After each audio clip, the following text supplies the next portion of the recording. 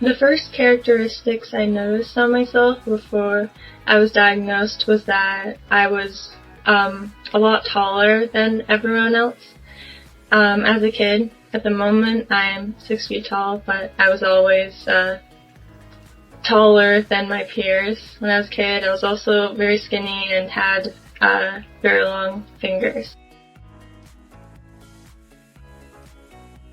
Told growing up that I was always very tall, always very lanky. I've been taller than everyone I know since I was like 10. So I've always been very tall, always been very lanky, and we didn't really know where I had gotten that from because neither of my parents are exceptionally tall or anything like that. I also started fainting a lot, which was weird. It's not something that I had done previously, but when I was 15, I started fainting all the time. And we found out that was because of my Marfan.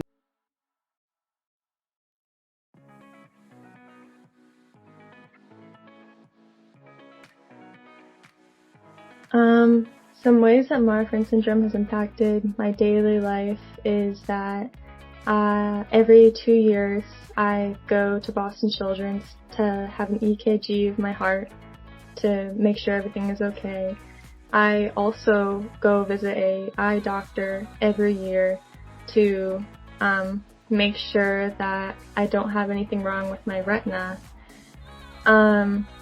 But the biggest way Marfan syndrome has affected my personal daily life is that I have a leg length discrepancy. One leg is longer than the other, and it caused me to have pain in my hips.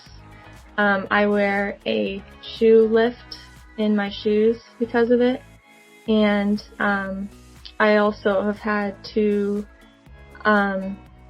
cortisol injections into my SI joint because it caused inflammation and pain. And it affects my daily life because it sometimes is painful to go on long walks or sit down for a long period of time. When I was younger, I used to do sports. I used to do track and cross country, but I no longer do that because I grew to have that leg problem. Right, but when I was diagnosed, I was told that I am never medically allowed to play a competitive sport. And that hasn't really affected me, but I do know that it affects a majority of the Marfan's community because once you're diagnosed, you can't play sports because we have aortic valve issues. So it didn't affect me as much, but that does affect the community a lot. For me, I classify myself as being disabled because my Marfan's gives me a lot of lung issues. I'm not good at walking. I can't go places quickly. I can't go places far. So I have to have a handicap parking pass, and at college, I can't get around in my classes unless I drive. So I've been able to make the adjustments, but I can't, walk quickly across campus. I have to drive everywhere. I do take medicine daily, one for my heart because my heart races really quickly, and that's why I was fainting all the time. And I also take a medicine that helps me, I get headaches really bad, and it helps me keep the headaches down, but it also kind of helps my appetite, so that way I'm not as skinny and lanky. It kind of helps me grow a little bit more, gain some more weight.